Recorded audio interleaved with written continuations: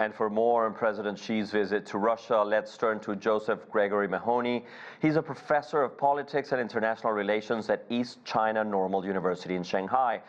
Welcome to the show, and I'd like to get a sense of which are the highlights so far in this trip. Well, I think we have to put this in the context of the broader geostrategic games that are being played here, because we can talk about the highlights of commemorating the Great War against fascism. We can talk about reinforcing a strategic partnership, but all of this is in the context of the broader global struggle that's taking place right now, that's emanating primarily from Washington. So in this context, I think the first thing we have to look at is, there was this widespread speculation that Trump's outreach to Russia after taking office, with Trump 2.0, was in the context of resolving the conflict in Ukraine.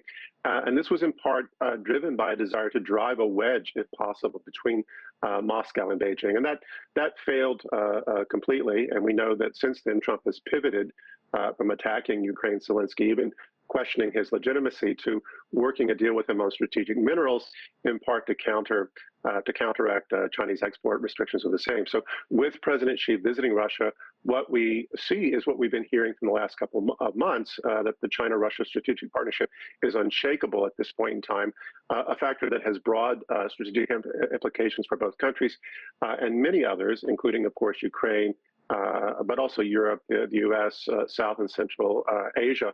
And I mentioned South Asia here, given the attention the U.S. has devoted to India, especially in the last few weeks, again seeking new divisions against rising cooperation in Asia, especially after having failed to divide Russia and China. And how do you think the bilateral relationship is evolving? Well, I think it's evolving in terms that have been adequately explained by Beijing, that these are two countries. They might have differences, but their common ground exceeds those differences considerably.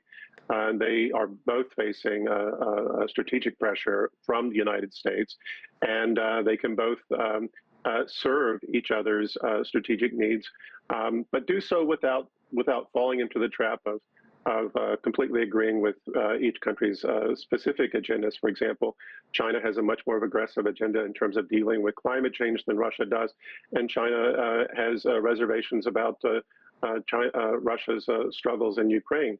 But nevertheless, the need to counteract U.S. troublemaking under the ice in the Arctic, or U.S.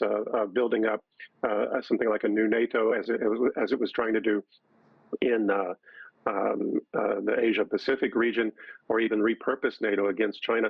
These are all things that have great strategic interest for both countries, and here they must cooperate with each other for their own national strategic interest. And what do you think is the wider mood on both sides? Well, the both sides of Russia and China, or the U.S., Europe, which sides are we speaking? Oh, sorry, Russia and China. I think, one of the things that we've seen is over the last 20 years, the two countries have grown closer together. There's always been this narrative in the West that these two countries are not natural allies, that U.S. mistakes in policymaking have driven them together.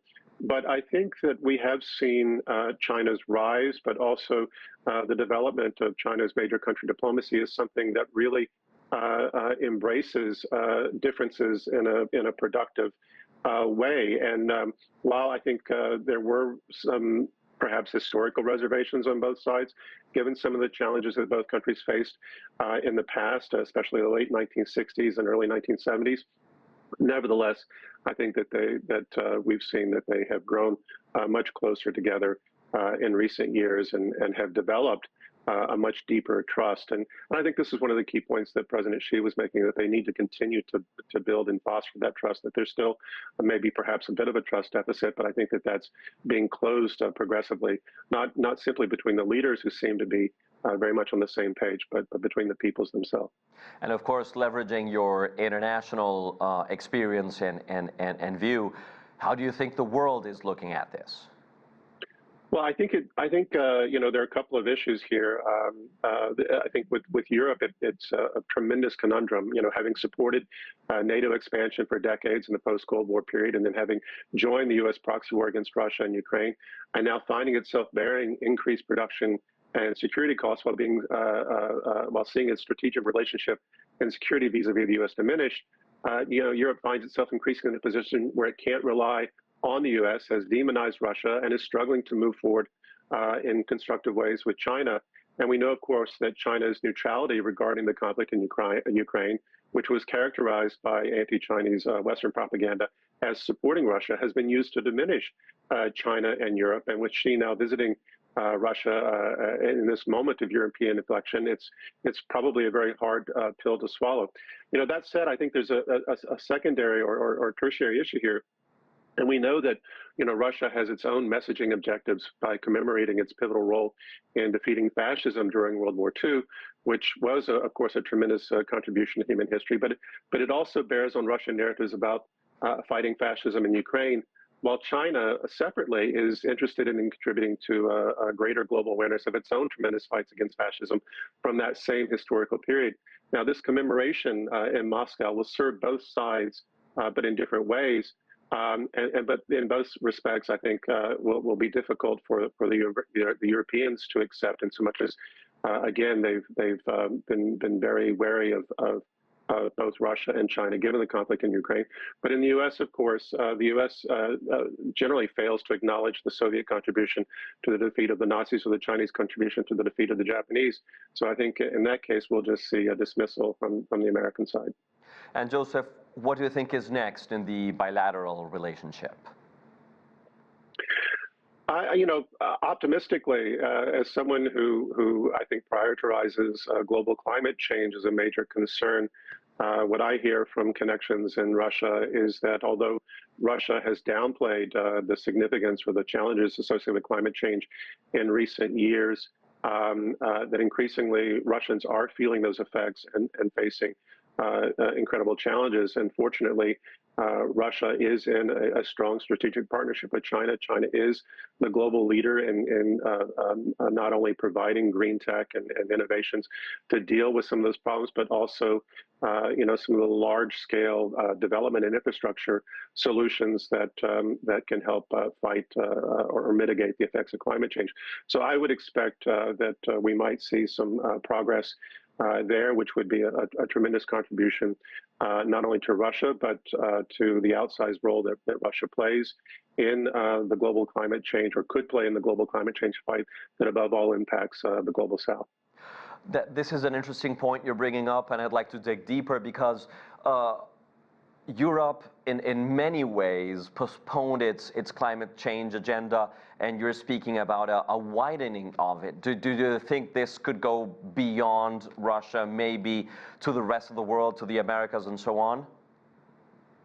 I doubt very seriously that it would go to the United States. We saw in the case of the U.S., even with Biden rejoining the Paris Agreement, Biden also consolidated the U.S. Position as the world leading producer of fossil fuels, oil in particular. I think the U.S. economy is a house of cards built on dollar hegemony and the close correlation of the dollar to the petrodollar. And I don't think that Trump has any interest in diminishing those aspects, and above all, even more robustly dedicated to that than perhaps Biden was. And Biden himself was tremendously bad in that respect, doing very, very little, if anything, to actually fight against climate change on a global scale. I think in China's case, I think the thing that the rest of the world has to realize is that China is very vulnerable to climate change. This is one of the reasons why China is playing a decisive leading role. And I think it's something that whatever differences other countries have with China, it's the one issue that Europe, but above all the global South, will ultimately need to find solidarity with China if they want to survive the various existential crises that will come out of climate change, including additional pandemics, extreme weather, and so on. Professor Josef Gregory Mahoney, thank you. Great having you in the show.